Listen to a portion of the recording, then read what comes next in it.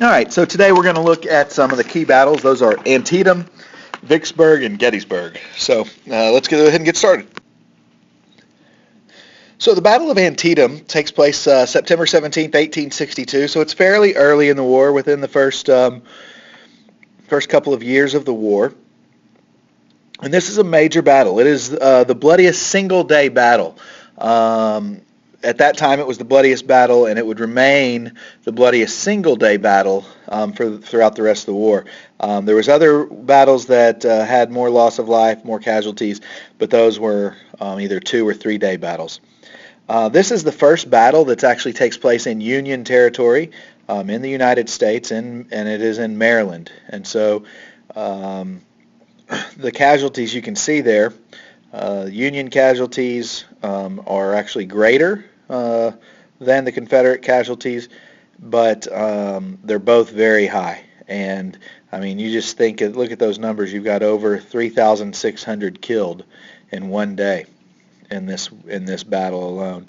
And so it's just a very, very bloody battle. But one of the interesting things about this is it was fought to a standstill in a lot of ways. Both sides, the Union had more forces, which was generally the case in most battles. The Union had more forces available to fight than the Confederates did. Just based on population, that was pretty standard. But in this battle, Robert E. Lee has his forces. He engages most of his forces in the battle, and McClellan does not engage most of his forces in the battle. I mean, he uses a large. I shouldn't say he doesn't engage most. He does use most of them, but he has a large portion that he does not use. Which, in other words, he doesn't take full advantage of his larger army, and doesn't force the issue. When he gets an advantage during the battle, he doesn't, press that advantage, and in other words, use that advantage to his advantage even more. And so the battle ends that day, and things are really pretty much still at a standstill. There hasn't been a lot of advantage gained by one side or the other. And the following day, Lee is able to engage McClellan's forces with just a very small number of forces, letting the majority of his army retreat. And so his army gets away, and McClellan does not pursue. So this is tactically, the battle was really inconclusive. Nobody really gained the upper hand during the day of the battle, the fighting. But the Confederates retreat, which makes it a Union victory. And so the Confederates leave, they retreat, and it's a Union victory. But McClellan, this is a great example of McClellan's unwillingness to really force the issue and not be more aggressive. He very slowly kind of eventually pursues Lee, only after being really encouraged by President Lincoln to do so. And it's time and time again where McClellan is not, even when he wins a battle, like Antietam, technically is a victory, doesn't pursue, doesn't continue the fight, is not aggressive, because when you win, you have to continue to push. And especially with superior numbers that they had, they should have pursued more vigorously. The war could have perhaps ended earlier had McClellan been more aggressive in his attacks, but he just wasn't. But even with all that said, it was still a significant enough victory that President Lincoln decides, you know what? I'm going to issue the Emancipation Proclamation. He did not want to issue the Emancipation Proclamation when he didn't want to look like they were desperate. He did not want to look like, oh, we're issuing this Emancipation Proclamation to try to do something to make things go better. He wanted to do it after a victory so that they wouldn't say, oh, this was a move of desperation. He could say, no, look, we've just won this important battle. We're not doing this out of desperation. This is the right thing to do. And the result is that this really makes it much less likely for Great Britain and other European nations to recognize the South, because this kind of makes the war a little bit more about slavery by issuing the Emancipation Proclamation and saying those slaves are free. Now the war is suddenly more about slavery, and some of those European countries are less likely to support the Confederacy if it's now about slavery. So this victory gives Lincoln his the necessary kind of cover to issue the Emancipation Proclamation. All right, so the next big battle is the Battle of Vicksburg, and you can see the location here is right there in Mississippi. That's Vicksburg, Mississippi, right along the Mississippi River, which kind of flows down through here.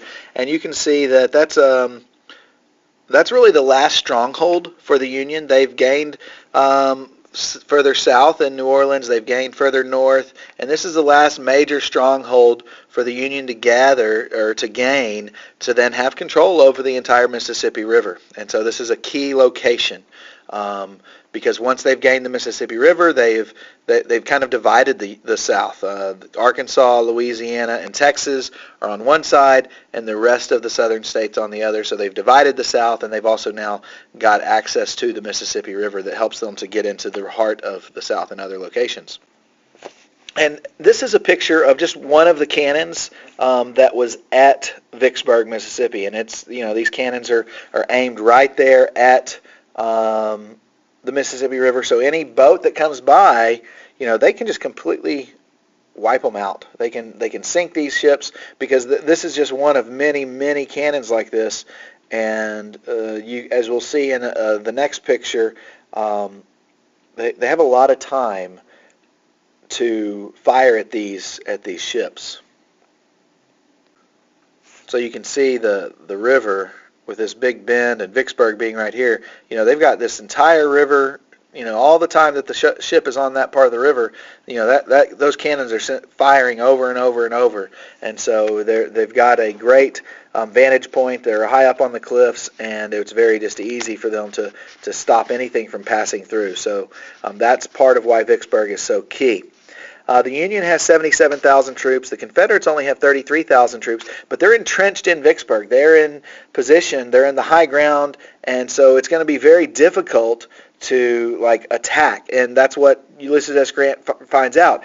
They have several attacks that they try to attack into Vicksburg, and those attacks are repulsed. And so he just decides, okay, I think it's around May 25th. So they first start trying attacking around the 18th.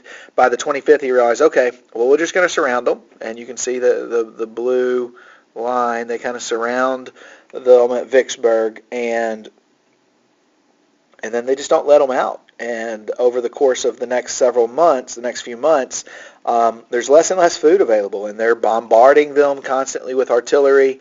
And so Vicksburg is becoming, it's being destroyed, and the people are starting, the soldiers are getting hungry. There's fewer and fewer dogs and horses and mules and walking through around the town because they're having to butcher them and eat those animals. And so things are not going well. Eventually, July 3rd, they decide, okay, we're going to surrender. And July 4th, 1863, they surrender. Pemberton surrenders to Ulysses S. Grant. And the siege, this battle, which is a siege-style battle, is over.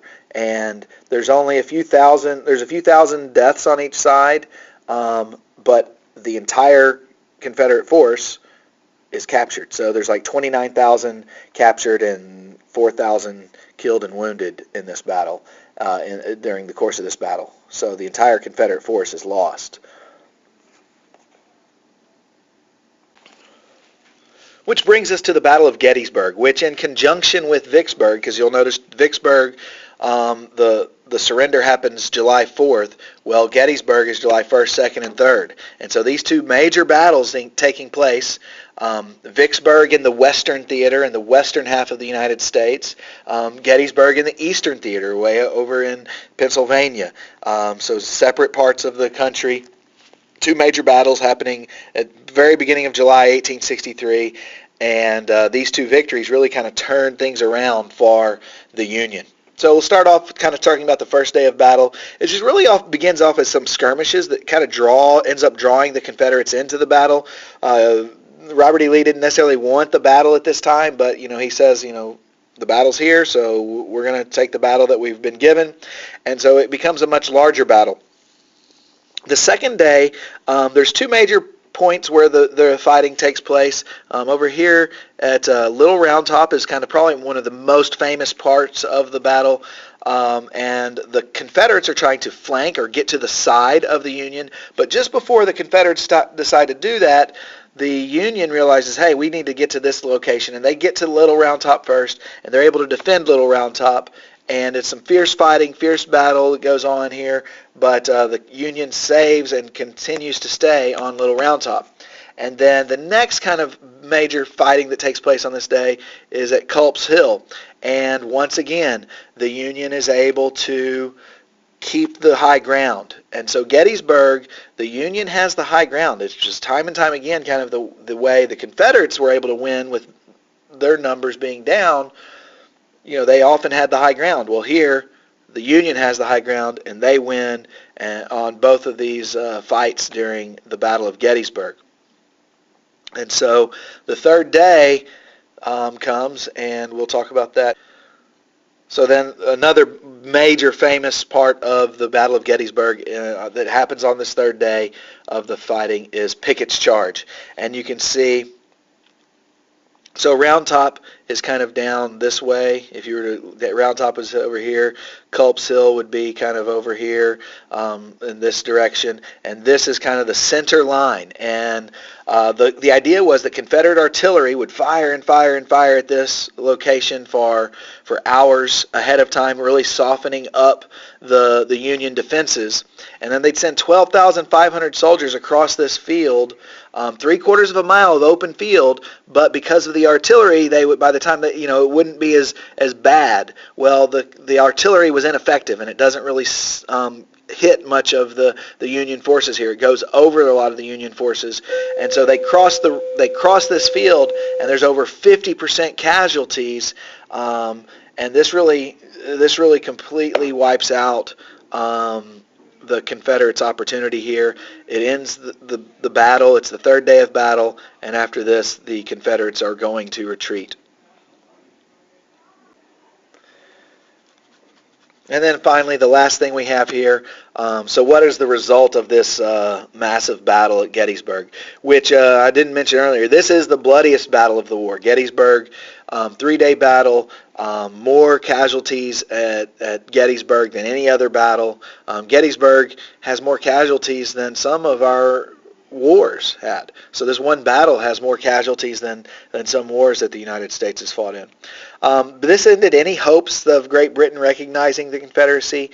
The Confederacy is never going to be able to invade the North again. And Robert E. Lee has kind of been seen as invincible. Like the North felt like, man, we can't even beat this guy. Even in a battle like Antietam, where he retreats, he survived, and they really weren't defeated nearly as, it was kind of a standstill. And so this is, finally Robert E. Lee is seen as, hey, we can beat this guy. And it's not going to be long, and there's going to be more defeats for Robert E. Lee after this. Now, the war's not over. Gettysburg isn't the end of the war. It's 1863. There's still major battles that are going to come, and there are going to be really bad defeats for the Union. But things kind of start to turn a little bit at this point in the favor of the Union, whereas prior to this time, the Confederates had a lot of victories. Things are going to change a little bit.